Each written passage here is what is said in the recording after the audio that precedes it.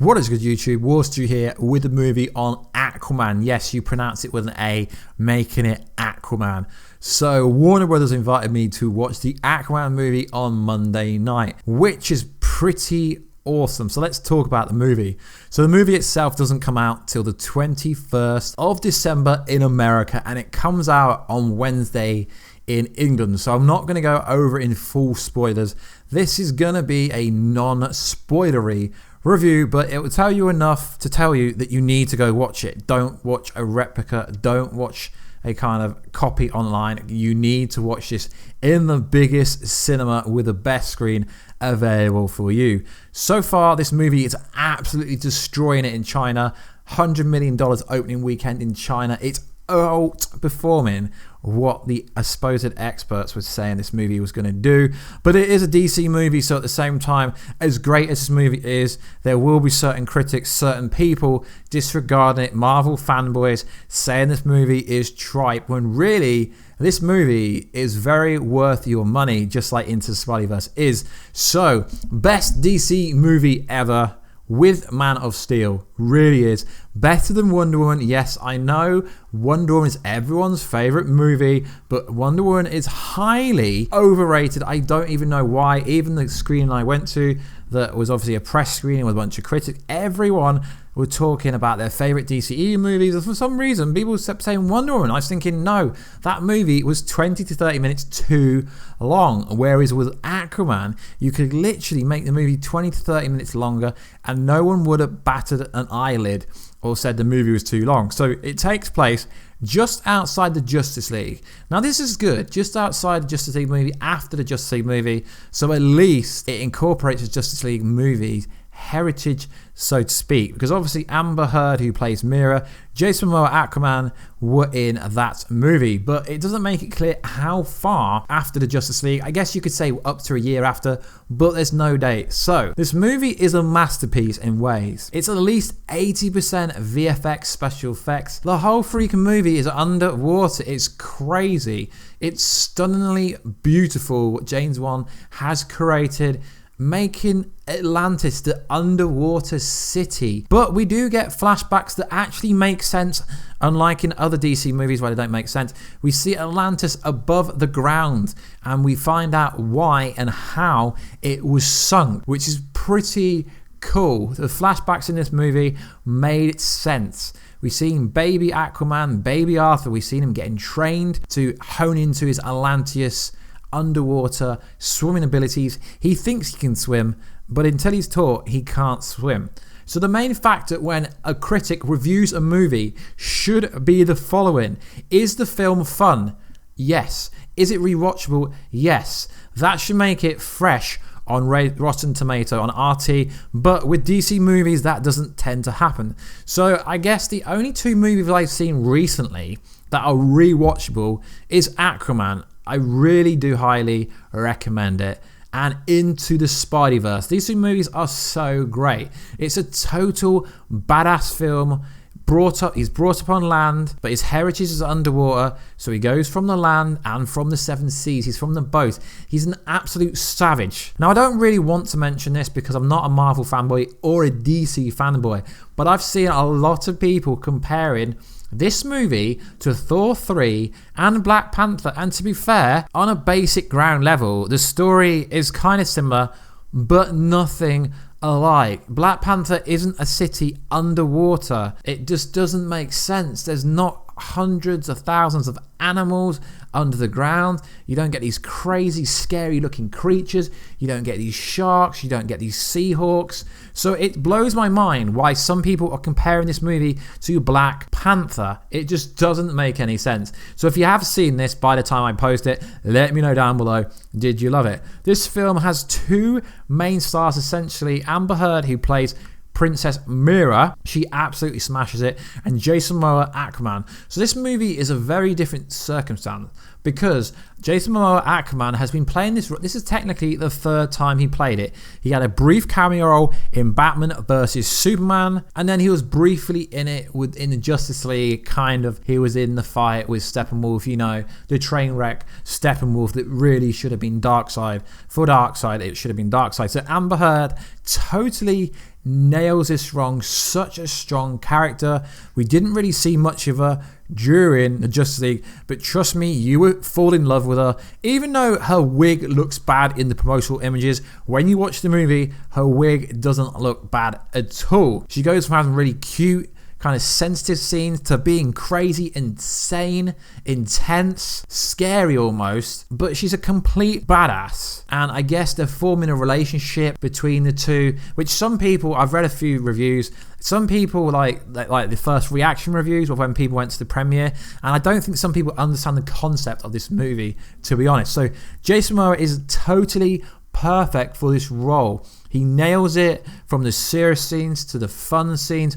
What we've seen during the Justice League is absolutely nothing to do with the Aquaman we see in this movie. So a lot of people are very skeptical about them making a mockery of the Aquaman character, but not at all. The development from the start of the movie to the end is completely great, and it's such a cool ending. I wish I could talk about a certain scene at the end, but it's absolutely amazing. So Nicole Kidman is playing Arthur Curry's and Aquaman's mother. She's only got a short role in this movie, but it's key-centric for the whole movie, and there's such a cool scene with her in some part of the movie. She's an absolute badass of a character in this movie, and I'm so happy that they got her to play Arthur Curry's mother. Such a cool actress. So King Orb, Patrick, played by Patrick Wilson, again, absolutely smashes the role. He is essentially Aquaman's brother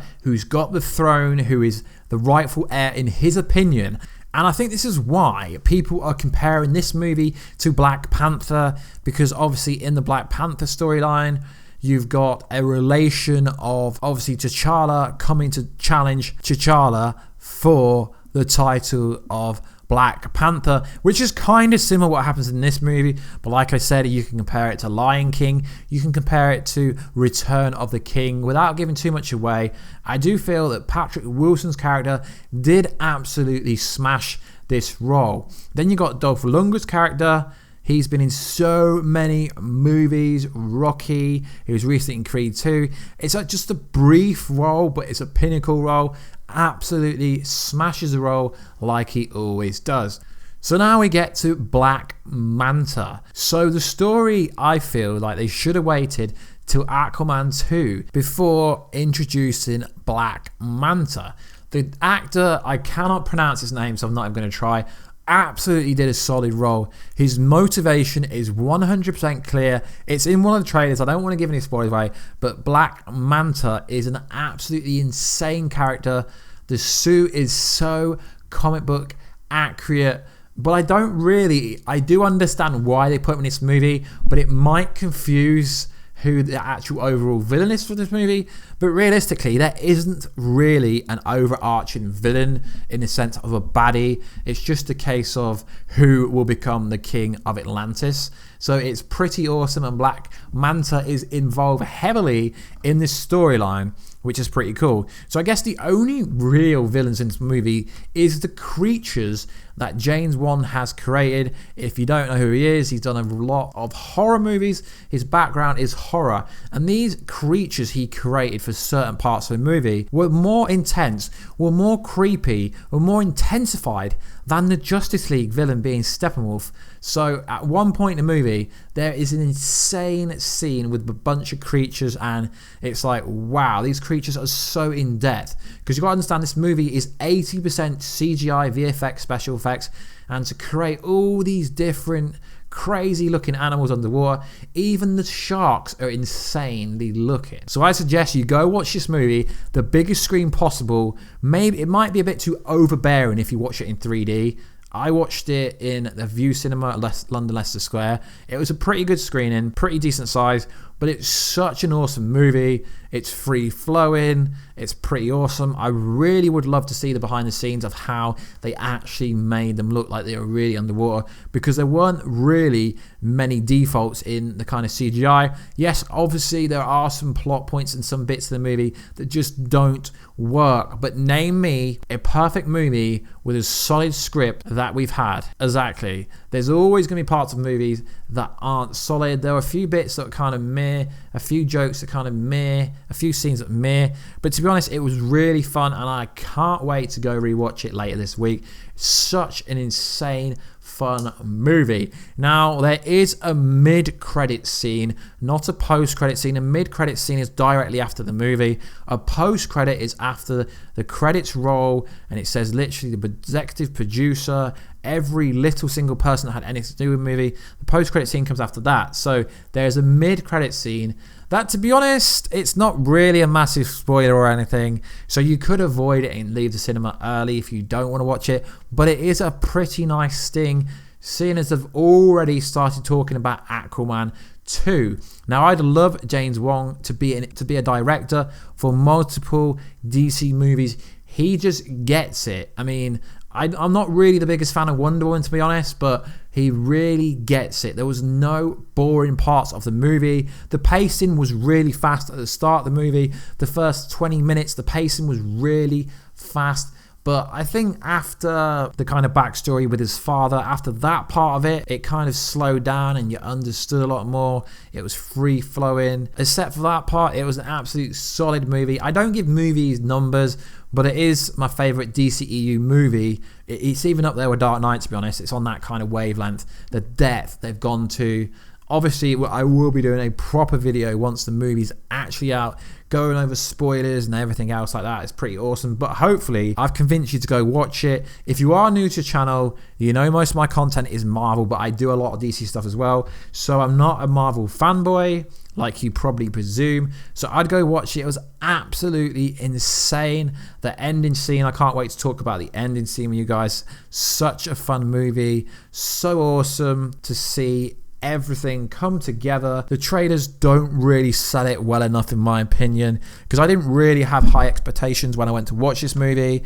I just went in thinking, yeah, it'll probably be on like Wonder Woman level, which is like, okay, not great, but we'll see. I'm probably going to get a bunch of people in the comment section saying Wonder Woman is the best thing ever, but that, not in my opinion, it's not. Anyway, guys, please like, subscribe, and comment, and I will catch you in another video very soon. Catch ya later.